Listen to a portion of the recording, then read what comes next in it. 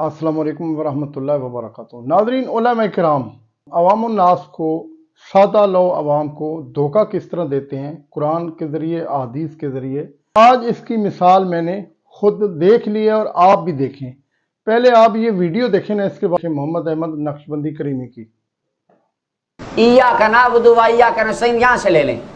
इसका माना है अल्लाह हम तेरी इबादत करते हैं और तुझ ही से मदद मांगते हैं। ऐसे ही है जी, इय्याका नस्तईन, तुझी से मदद अल्लाह। इय्याका नस्तईन, जरा बोले सारे, तुझी नस्तईन, क्या फरमाया? हम मदद मांगते हैं। किससे? अल्लाह से। ये मेरे सामने है सुनन अन-निसाई, कुतुब सित्ता में इसका शुमार होता है। और ये सुनन अन-निसाई के अंदर किताबुल हिबा का चैप्टर है और इसके अंदर बाब हिबातिल मशा पहला चैप्टर है।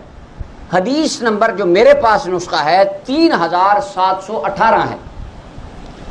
अमर इब्न शुऐब अपने वालिद दादा से रिवायत करते, रसूलुल्लाह सल्लल्लाहु अलैहि वसल्लम की बारगाह में बैठे थे, वफ़द हवाज़िन आया। उन्होंने कहा, या रसूलुल्लाह, हमारा सिलसिला है, ख़ानदान वाले हैं हमारा, और आका आप इस तरह करें, हमारी मदद फरमाएं, हमारी आप सपोर्ट करें। तो फ़क़ाल रसूलुल्लाह सल्लल्लाहु अलैहि वसल्लम, बोल लंबी हदीस है, मैं उसका खुलासा ये जो अल्फाज आपके साथ, इय्याका नस्तईन, हम तुझी से मदद मांगते हैं। सीगा जमा मुतकल्लिम का, नस्तईन, हम मांगते हैं। किससे मदद? अल्लाह से। फ़क़ाल रसूलुल्लाह सल्लल्लाहु अलैहि वसल्लम, वफ़द हवाज़िन कहता है, आका हमारी मदद करें। हुज़ूर फरमाते हैं, फ़ाइदा सल्लैतु ज़ुहरा, जब मैं ज़ोहर की नमाज पढ़ चुकूँ, फ़क़ूमू, तुमने मस्जिद में खड़े हो जाना है, फ़क़ूलू, और तुमने कहना है, इन्ना नस्तईनु बिरसूलिल्लाह, हम रसूलुल्लाह से मदद मांगते हैं, हम आका से मदद मांगते हैं, दो जहां के वाली मदनी मुस्तफ़ा से मदद मांगते हैं। फलम्मा सल्लु ज़ुहरा कामू फ़क़ालू ज़ालिक, ज़ोर हुज़ूर ने पढ़ा ली, ये खड़े हुए, ये कहने लगे, इन्ना नस्तईनु बिरसूलिल्लाह, आका हम तो आपसे मदद मांगा करते हैं। अच्छा, वहां पे किसी से अभी ने नहीं कहा खड़े होके इय्याका नअबुदु व इय्याका नस्तईन। वहां पे किसी हम कहे ना या रसूलल्लाह मदद, तो कहते इय्याका नअबुदु व इय्याका नस्तईन। सुनन अन-निसाई में ये अल्फाज रसूलुल्लाह ने सिखाए, सहाबा ने पढ़ के सहाबा को सुनाए। किसी ने नहीं कहा इय्याका नअबुदु व इय्याका नस्तईन। वो जानते थे कि मुस्तफ़ा की मदद भी अल्लाह की मदद ही होती है।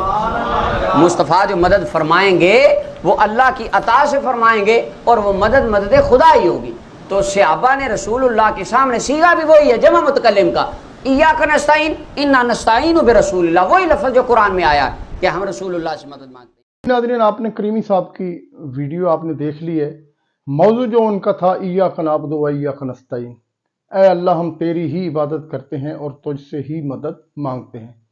अब वो लोगों को बावर ये कराना चाहते हैं कि ये जो आयत है, ये इय्याका नअबुदु व इय्याका नस्तईन, हम तुझसे मदद मांगते हैं, ये सिर्फ अल्लाह के लिए नहीं है, यानी कि गैरुल्लाह से भी मदद मांगी जा सकती है। उनका बात करने का जो महवर है वो ये है कि गैरुल्लाह से मदद मांगी जा सकती है। अब जो उन्होंने धोखा देने के लिए अवाम को हदीस कोट की है, वो निसाई की हदीस है 3718।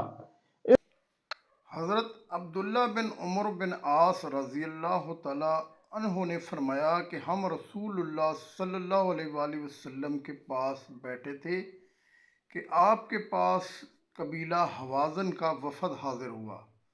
उन्होंने कहा, ए मोहम्मद सल्लल्लाहु अलैहि वसल्लम, हम एक असल अरबी कबीला में से हैं और हम पर जो मुसीबत नाजिल हुई है आप इससे बखूबी वाकिफ़ हैं, लिहाजा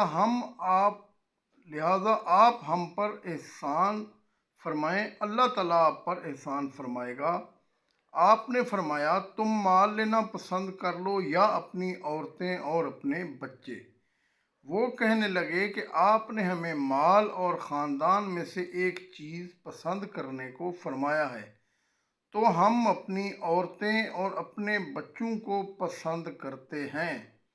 रसूलुल्लाह सल्लल्लाहु अलैहि वसल्लम ने फरमाया, जो मेरे और अब्दुल मुत्तलिब के ख़ानदान के हिस्से में आए हैं वो मैंने तुम्हें दे दिए। जब मैं ज़ोहर की नमाज से फारिग हूँ तो तुम खड़े होकर कहना, हम मोमिनीन से اپنے بیوی اور بچے واپس لینے کے لیے رسول اللہ صلی اللہ علیہ وآلہ وسلم سے مدد کے درخواست گار ہیں۔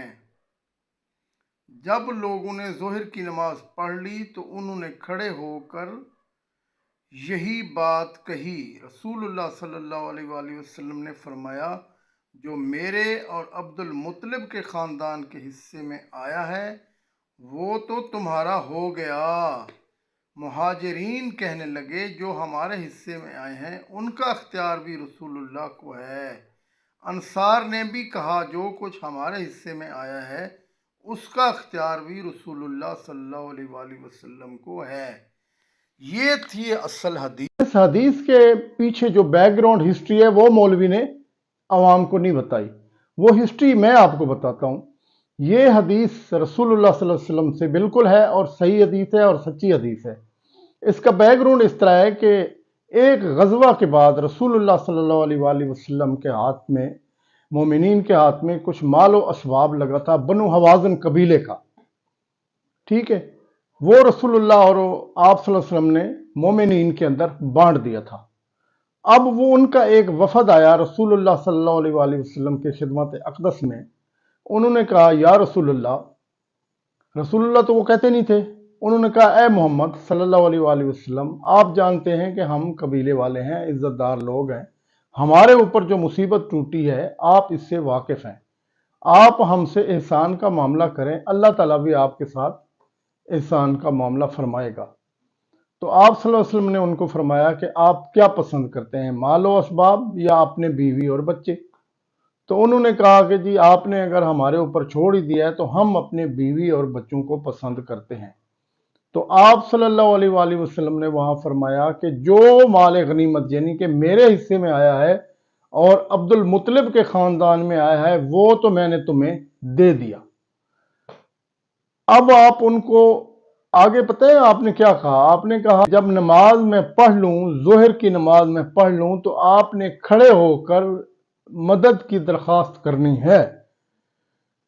آپ کا کہنے کا کیا مقصد تھا؟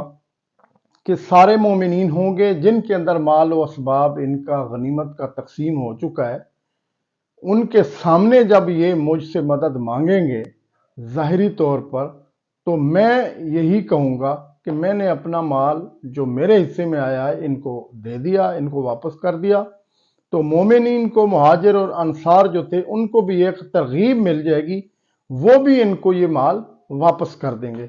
چنانچہ اسی طرح ہوا، جب آپ صلی اللہ علیہ وآلہ وسلم ظہر کی نماز پڑھ لی تو ان میں سے وہ لوگ جو تھے، وہ وفد والے، وہ کھڑے ہوئے، انہوں نے کہا، ہم مومنین سے اپنے بیوی اور بچے لینے کے لیے رسول اللہ صلی اللہ علیہ وآلہ وسلم سے مدد کے درخواست گزار ہیں۔ یہاں یہ آپ جملہ سنیں، انہوں نے کیا کہا؟ مومنین سے ہم بیوی اور بچے لینے کے لیے رسول اللہ صلی اللہ علیہ وآلہ وسلم سے مدد کے درخواست گزار ہیں۔ چنانچہ رسول اللہ صلی اللہ علیہ وسلم نے فرمایا، جو میرے حصے میں اور عبد المطلب کے خاندان میں آیا ہے وہ تو میں نے تمہیں دے دیا۔ تو مہاجرین بھی کھڑے ہوئے، انہوں نے بھی کہا کہ جو ہمارے حصے میں آیا ہے اس کا اختیار بھی ہم رسول اللہ کو دیتے ہیں۔ اسی طرح انصار بھی کھڑے ہو گئے، مہاجر بھی کھڑے ہو گئے، انہوں نے بھی کہا جو ہمارے حصے میں آیا ہے اس کا اختیار بھی ہم رسول اللہ صلی اللہ علیہ وآلہ وسلم کو دیتے ہیں۔ تو بیک گراؤنڈ ہسٹری یہ تھی اس حدیث کی، یعنی کہ ان کے اوپر ایک مصیبت آئی جنگ کے اندر، ان کا مال آپ کے پاس غنیمت کے طور پر آ گیا، اب وہ چاہتے تھے کہ ہمارے بیوی بچے واپس آ جائیں۔ یہ مدد تھی تحت الاسباب، اور وہ کس کے پاس جاتے؟ نبی صلی اللہ علیہ وسلم تو سامنے بیٹھے ہوئے تھے، کمانڈر ان چیف تھے، انہوں نے آ کے آپ صلی اللہ علیہ وسلم سے مدد کی اپیل کر دی۔ مجھے بتائیں اس سے دعا کہاں ثابت ہو رہی ہے؟ شیخ عبد القادر جیلانی کے مزار پہ آپ جا کے منہ رگڑتے ہیں، ناک رگڑتے ہیں، کہتے ہیں کہ ہمیں دے دو، تو یہ کیسے ثابت ہو رہا ہے وہاں؟ وہ تو آپ صلی اللہ علیہ وسلم زندہ بیٹھے تھے، آپ سامنے بیٹھے تھے، اسباب تھا، مال تھا ان کا، وہ مدد مانگنا چاہ رہے تھے، یہ مدد تو ظاہری اسباب کے تحت تھی۔ آپ لوگوں کو شرک کی دعوت کیوں دے رہے ہیں؟ اور پھر آپ حدیث کے اوپر جناب حدیث کو جھوٹا گھڑ کے ادھر ادھر لوگوں کو اس کا آدھا ترجمہ بتا کے، نہ اس کا سیاق و سباق بتا رہے ہیں، نہ اس کی بیک گراؤنڈ ہسٹری بتا رہے ہیں، آپ لوگوں کو گمراہ کر رہے ہیں اور سامنے ان کے آپ نعرے لگوا رہے ہیں، بیوقوف بنا رہے ہیں آپ عوام کو۔ کہاں سے آپ مفتی ہیں؟ کون سی اسپیشل ڈگری آپ نے مدرسے میں اسپیشل خدمات انجام دے کے جو ہے نا وہ ڈگری حاصل کی ہے؟ خدا کا خوف کریں کریمی صاحب، جب آپ جیسے علماء جھوٹ بولیں گے تو میرے جیسے جو داڑھی مون لوگ ہیں وہ پھر سامنے آتے ہیں، وہ پھر جناب عالم بننے کی کوشش کرتے ہیں، اور پھر آپ اسی لیے انجینئر محمد علی مرزا صاحب کو گالیاں دیتے ہیں کہ وہ حق اور سچ اور پوری حدیثیں کھول کھول کے لوگوں کو بتاتا ہے، پھر آپ لوگ کہتے ہیں کہ وہ ہماری منجی ٹھوکتا ہے۔ تو منجی آپ کی ٹھیک ٹھوک رہی ہے، کیونکہ آپ جھوٹ بولتے ہیں، عوام کو دھوکہ دیتے ہیں۔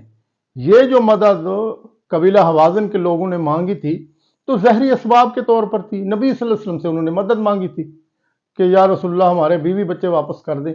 اس میں یہ کہاں سے ثابت ہو رہا ہے کہ آپ دربار پہ جائیں اور مدد مانگ لیں؟ ایاک نعبد و ایاک نستعین کو آپ فٹ کر رہے ہیں مزاروں اور درباروں کے اوپر۔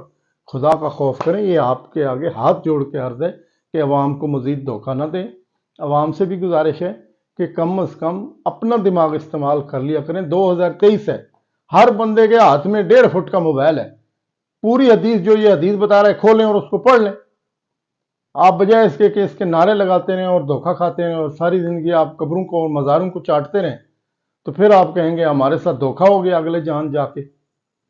اللہ تعالیٰ آپ کو ہدایت دے اور ہمیں ہدایت پہ قائم رکھے۔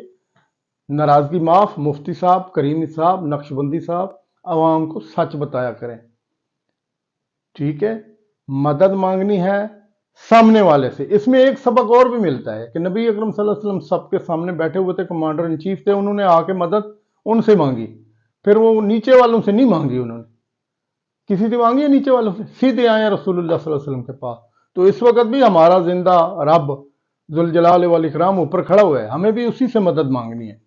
جو فوت ہو گئے ان سے ہم بالکل مدد نہیں مانگ سکتے، یہ عوام کو آپ دھوکہ نہ دیں۔ ہاں، کوئی زندہ بیٹھا ہے، آپ کی کوئی ضرورت وہ پوری کر سکتا ہے، بسم اللہ مانگیں آپ اس سے مدد۔ تو آپ لوگوں کو کیوں گمراہی کی طرف لے کے جا رہے ہیں؟ اللہ تعالیٰ آپ کا حامی و ناصر ہو۔ السلام علیکم ورحمۃ اللہ وبرکاتہ۔